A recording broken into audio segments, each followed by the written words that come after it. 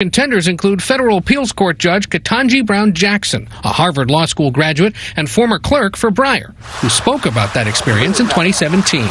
It was an incredible experience just to be in the room while the justice grappled with some of the most difficult and consequential legal issues of the day. Another candidate, California Supreme Court Justice Leandra Kruger, a Yale Law School graduate, placed on the court with the help of then California Attorney General Kamala Harris.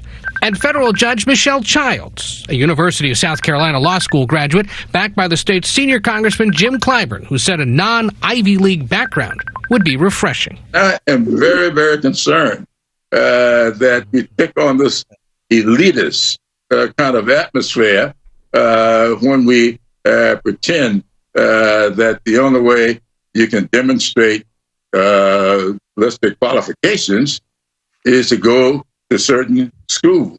Celebrating Justice Breyer today, the president reminisced about chairing his confirmation hearing in 1994, saying he had high hopes then. And he's exceeded those hopes in every possible way. Breyer says he's stepping down optimistic about the future of what he called the American experiment. My grandchildren and their children, they'll determine whether the experiment still works. And of course, I am an optimist, and I'm pretty sure it will. So once the president makes his pick, the Democratic-controlled Senate is vowing to quickly confirm her, and barring some unforeseen circumstance, Mr. Biden's nominee, at least for now, is all but assured to be confirmed. Nora? All right, Ed O'Keefe, thank you. There you go. So the nominee right now, no matter who Biden picked, is almost guaranteed. And the reason why he says almost, I want folks to understand, is because the Democrats have to be unified. If they're not unified, it won't go through. One thing that the Democrats are trying to do is trying to get Republican support on their nominee. Lindsey Graham came out the other day, Anthony Allen, and said that Republicans are not going to be bullied to go along with any nominee. He says that, honestly, the Democrats don't need Republicans.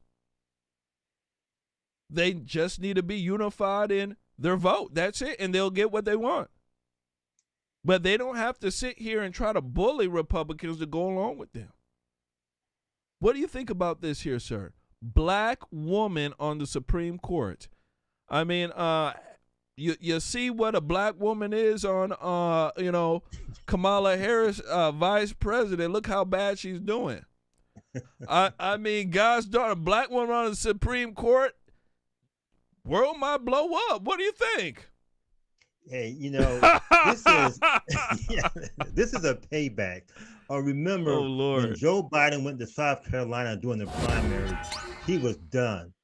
There was no way that he could revive his campaign. He had lost all the way up to South Carolina, and he begged his financiers to let him stay on until South Carolina. He cut a deal with James Clyburn in South Carolina. He told the blacks in South Carolina that if they vote for him, that he would put a black woman on the Supreme Court. That was the only thing that revived Joe Biden's campaign. We didn't know exactly what that promise was, but now we know. Yeah.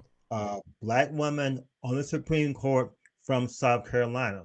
Now, I've been talking about this all over Facebook. This is unconstitutional.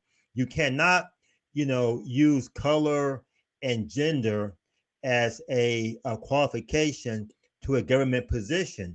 So not only is it unconstitutional, it is also racist. And there are many constitutional scholars like Dershowitz. They have been talking about how unconstitutional this is to really, pre-pick a nominee based on color and gender. But I do want to add this one caveat